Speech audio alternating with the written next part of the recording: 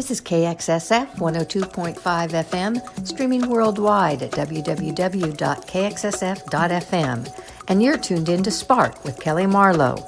Informing minds, inspiring ideas, igniting innovation. Let the conversation sink into your soul.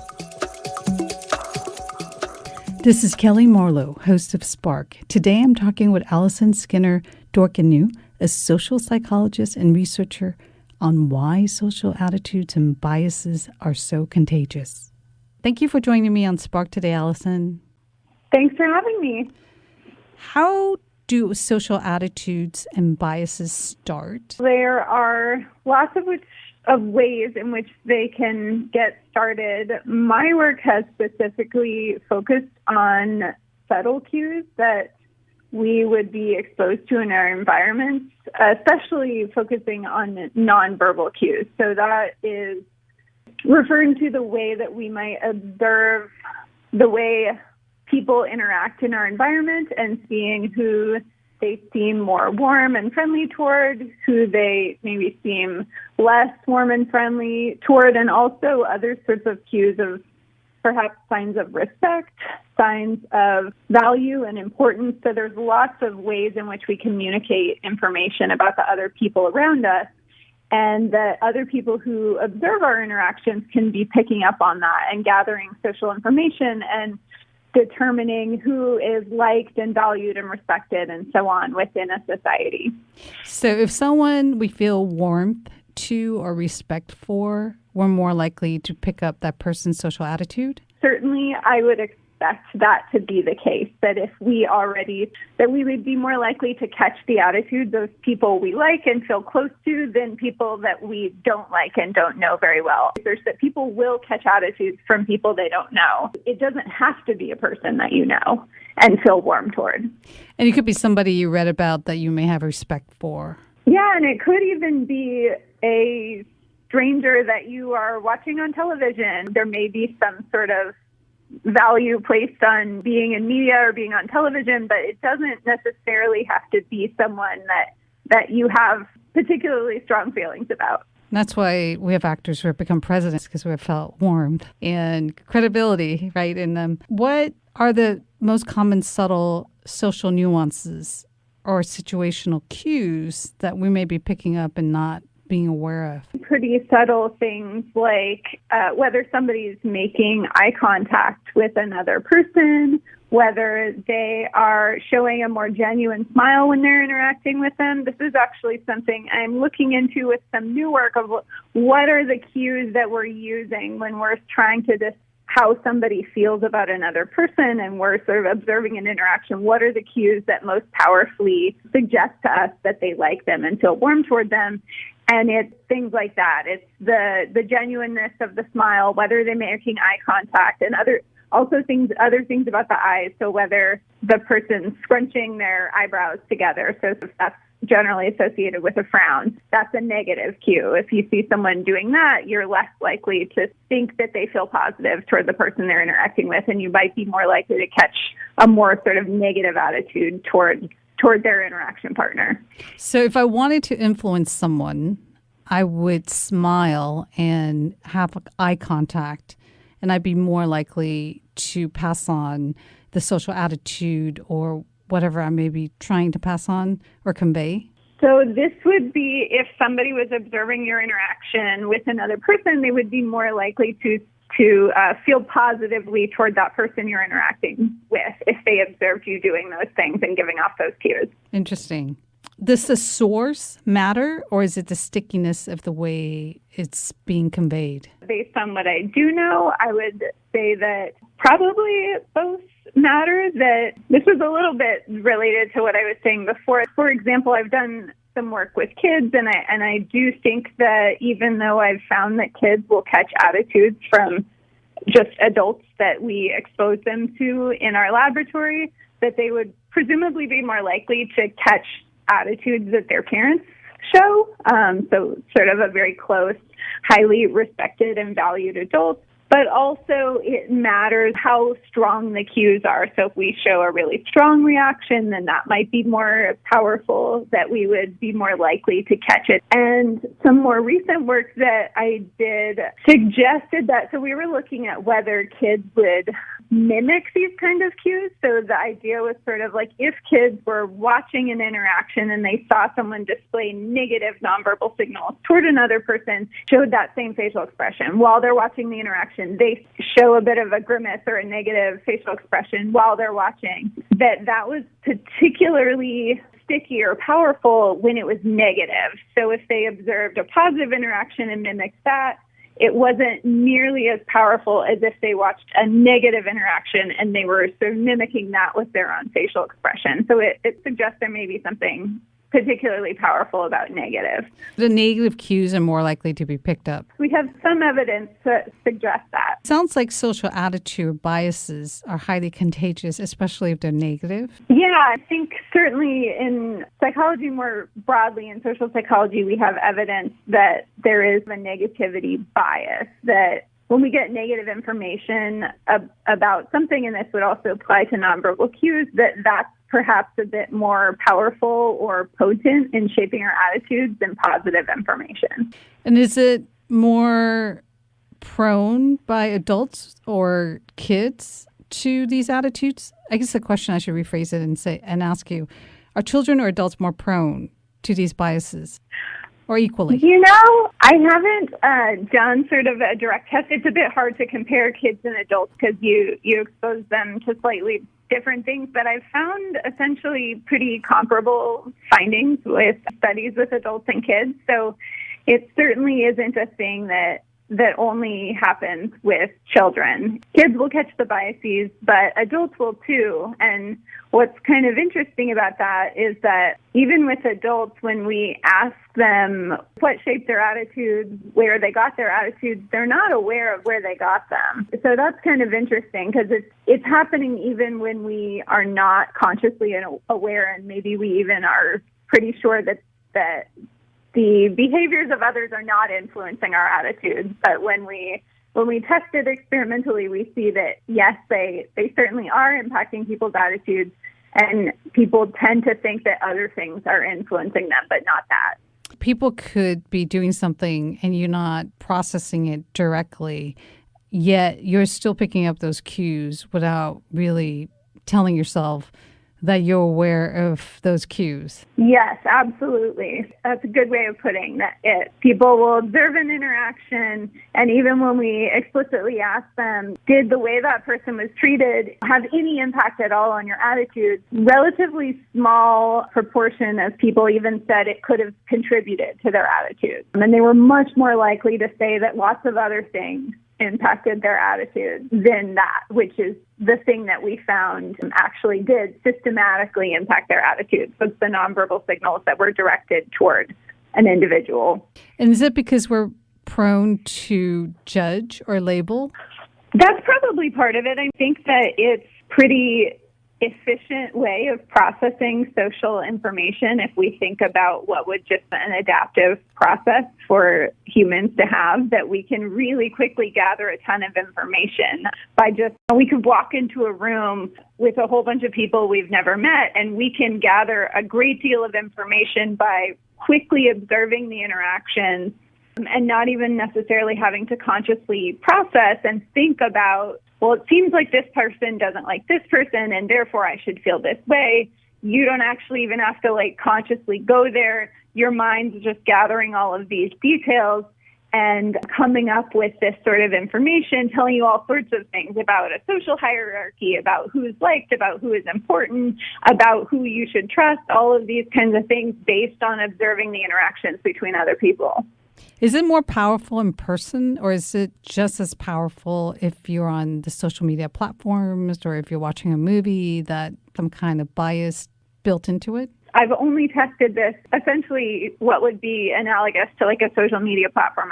I've investigated this on video, so I haven't actually examined how people react to live interactions. I would imagine they would be impactful. It's just a lot more complicated to control sort of a live interaction in front of people and systematically measure it in an experiment. I've only looked at it on video, and that's where we've systematically seen this. So it certainly does apply to that kind of thing, that people would be picking up these types of attitudes and biases by watching videos on social media or in movies. So I was reading that people are more likely to believe medical advice on Facebook than from real medical professionals. What kind of bias do you think is happening here?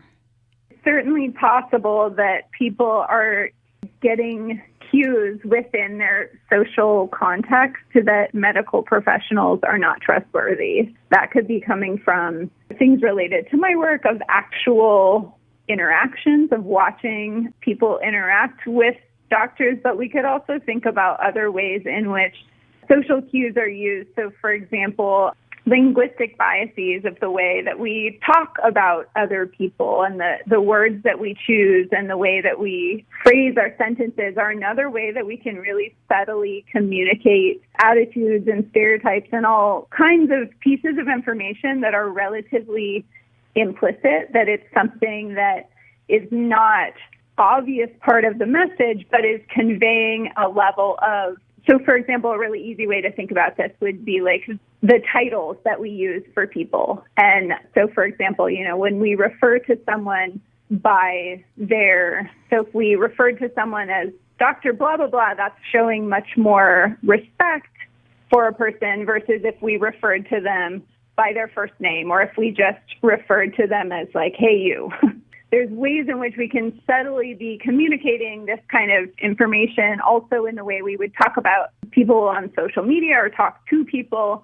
And so there certainly could be lots of subtle ways in which communication is going on that perhaps reflects a level of disrespect or mistrust or something along those lines with regard to medical professionals. So it sounds like it could come across as casual, but it could be disrespectful when you look at it at deeper levels. So we must choose our words wisely. Yes, I think that's a good way of putting it. It seems like there's a lot of social bias influencing how people are perceiving COVID-19 right now. Let's see, what do you mean by social bias?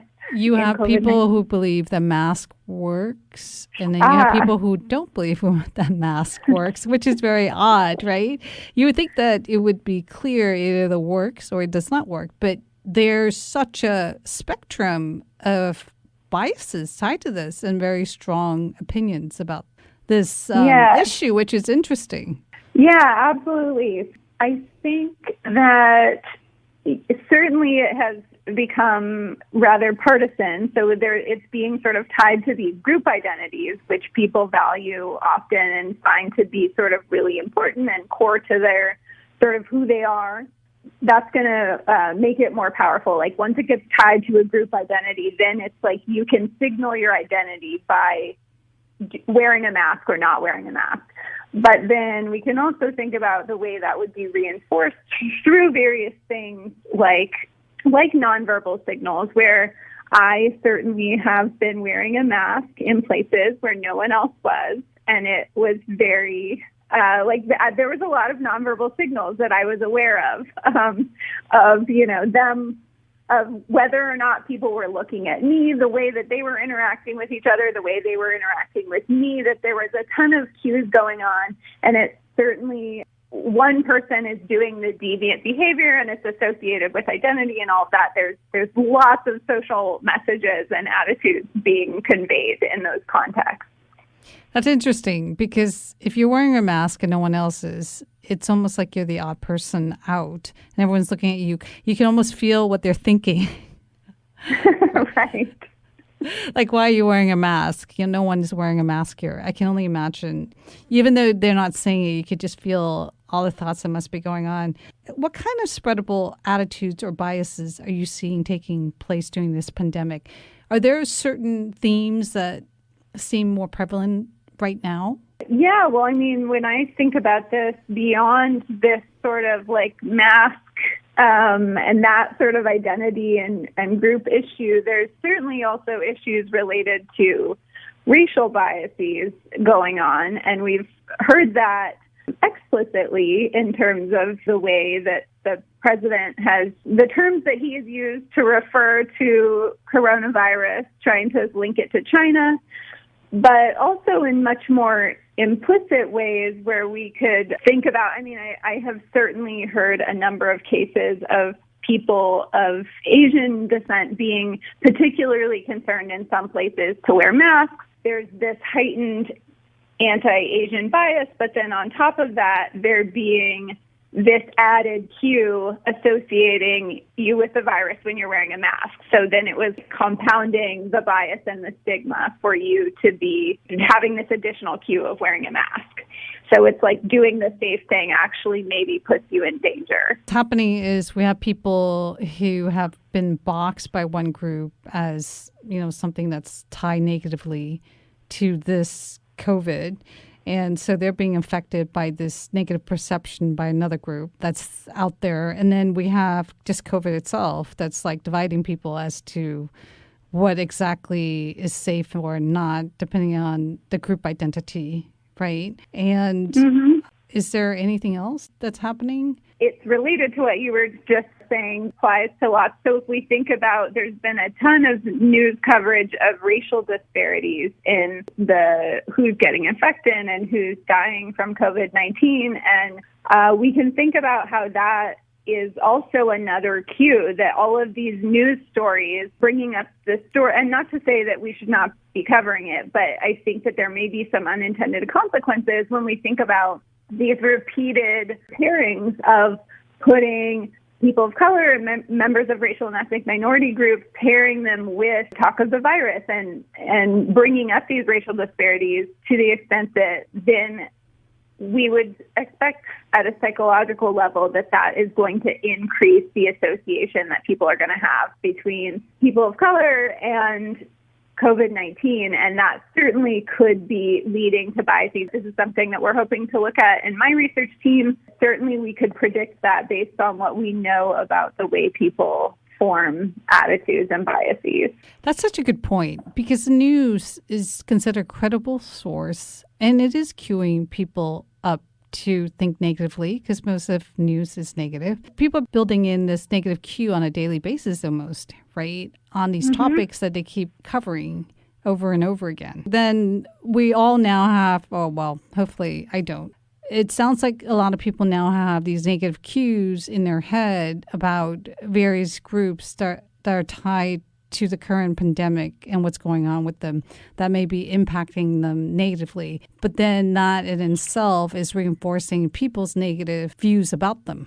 Yeah, that's a possibility that we're predicting might be going on, and that I think needs some empirical testing, but certainly seems likely that something like that is happening. So what can we do to change our social biases and from spreading them?